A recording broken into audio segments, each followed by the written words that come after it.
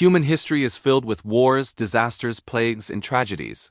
But only one day stands out as the deadliest single day humanity has ever experienced. And surprisingly, it didn't come from a war, a bomb, or a natural disaster.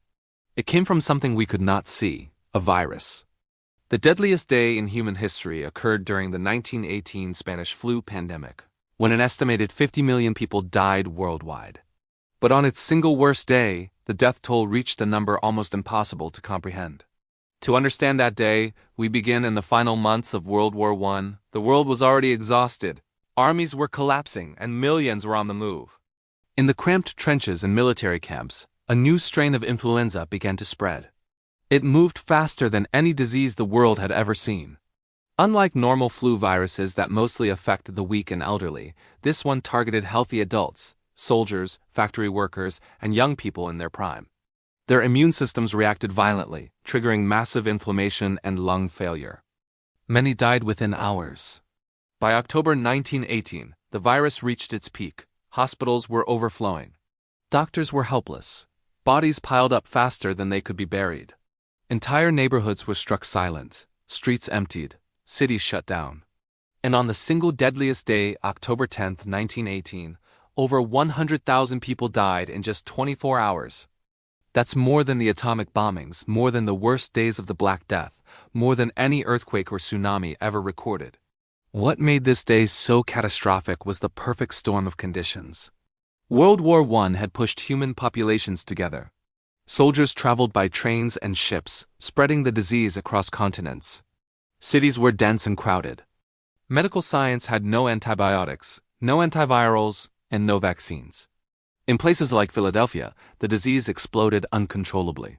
The city had just held a massive parade to support war bonds, despite warnings from doctors. Crowds lined the streets. The virus jumped from person to person. Within 72 hours, every hospital bed in the city was filled. Within a week, thousands were dead.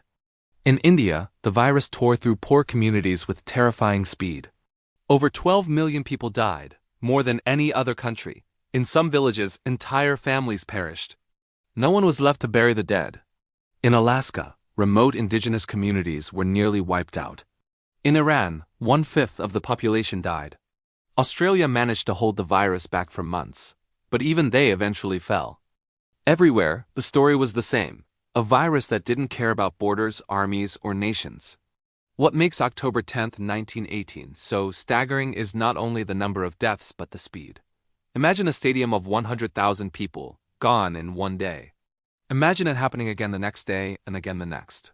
That was the reality of humanity's deadliest moment. But the pandemic eventually faded. By mid-1919, the virus mutated into a weaker form. Life slowly returned.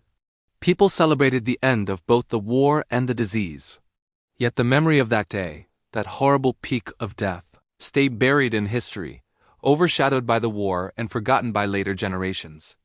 Today, scientists believe that if such a virus emerged again, it could spread even faster, but modern medicine would save millions more lives. Vaccines, antiviral drugs, and global communication give us tools our ancestors never had.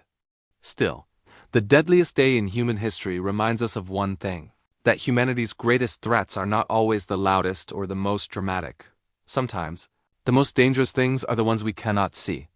If you found this story interesting, don't forget to like, subscribe, and share, and stay tuned for more history that reveals the hidden moments that shaped our world.